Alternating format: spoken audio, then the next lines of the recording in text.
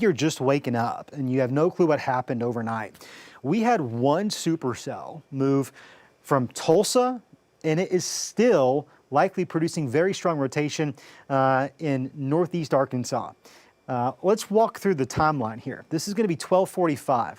We have strong Doppler radar indicated rotation moving through Delaware County. Tornado warning is in effect. The warning was in effect really from when it touched down first outside of Claremore. That's near Tulsa, just for some context. You can see this is 12:45. Those colors are where the shear tracks are. It's the technical term, but that's just really where the strong rotation was. And we walk forward, we play this out, you'll notice it really strengthens here as it moves into Decatur, may have lifted before dropping again near Rogers, again near Lowell, and then pushing into eastern Benton County. Of course, that went by pretty quick, so we'll back this up. You'll notice a couple of things here. As that single supercell, we're talking one storm, moved through parts of Decatur, it actually produced two tornadoes, at least according to Doppler radar debris signatures.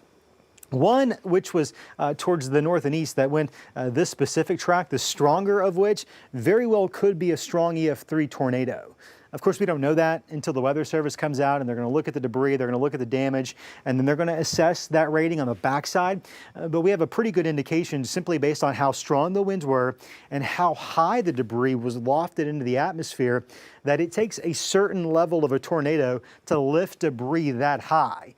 And that tells us, based off of that data alone, minimally an EF2, very likely perhaps an EF3 tornado. That's the northern one. But then we had this second track come through to the south side of town, and you can see that track gets a little bit closer to Bentonville. That's at 1:35 this morning. We fast forward, we'll pause this 20 minutes later at 1:55. Strong rotation moving near Rogers, between Bentonville and Rogers. You see those blues there along 49. That's Walnut. That's exit 85, right? That's there in Rogers. It continues off towards the east. We'll even zoom in. You can see Beaver Lake here. It's getting close. Right on top of Beaver Lake. We've seen numerous reports of damage along the lake, especially at the marinas, those structures there. And you can see at times it was definitely stronger. So this may not have been consistently an EF3 from start to finish. Often tornadoes aren't a singular rating. They're known by their highest rating. For instance, a tornado even that we saw a couple of weeks ago, you know, we had those 7 tornadoes, largely in Crawford, a couple in Washington, Adair County I think also had one, Franklin County had a couple. They're known or they're classified by their higher end rating. So for instance, there was an EF2, right, that went through Crawford County, but it wasn't an EF2 the whole time. I think that's what we're going to find with this one specifically. You find where it has some stronger areas of rotation, and perhaps it lifted a time or two as well. The tornado is only a tornado if it's in contact with the ground. Otherwise, it's just a funnel. It was probably a funnel the whole time, that's for sure. Things got a little bit more messy once this storm moved out of southeastern Benton County. Here's Madison, here's Carroll County.